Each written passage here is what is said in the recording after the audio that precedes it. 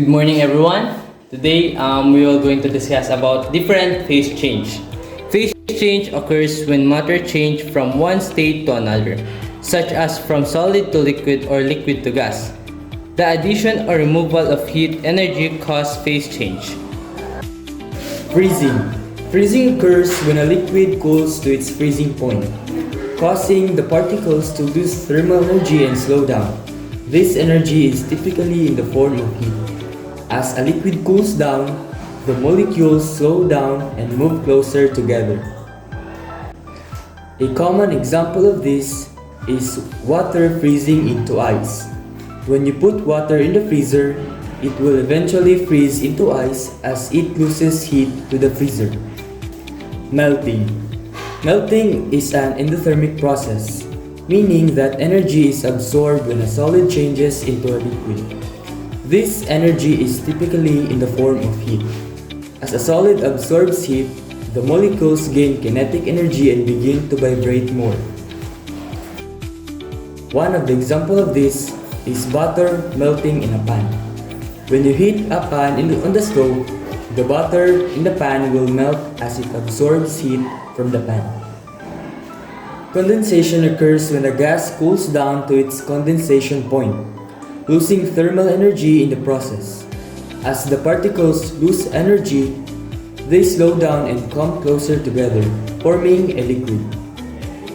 One of the examples of this is clouds in the sky.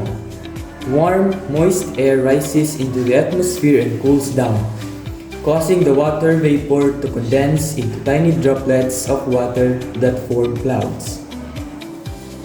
Vaporization, liquid to gas. Vaporization takes place when a liquid absorbs enough heat for its particles to overcome intermolecular forces and transition into gas. This phase change can happen through boiling, where vaporization occurs throughout the liquid at its boiling point, or evaporation, which happens at the surface below the boiling point. Vaporization is an endothermic process because energy is absorbed to break the bonds holding the liquid particles together. For example, water boils into steam at 100 degrees Celsius or evaporates at a lower temperature. Sublimation, solid to gas. Sublimation is a direct transition of solid to gas without passing through a liquid phase. This occurs when a solid absorbs enough heat for its particles to overcome the strong bonds holding them together. Sublimation is an endothermic process because it requires significant energy input. A common example is a dry ice solid carbon dioxide sublimating into a carbon dioxide gas at room temperature. Deposition, gas to solid. Deposition is a reverse of sublimation, where a gas transforms directly into solid without becoming a liquid. This happens when gas particles lose sufficient energy, allowing intermolecular forces to back them into solid structure.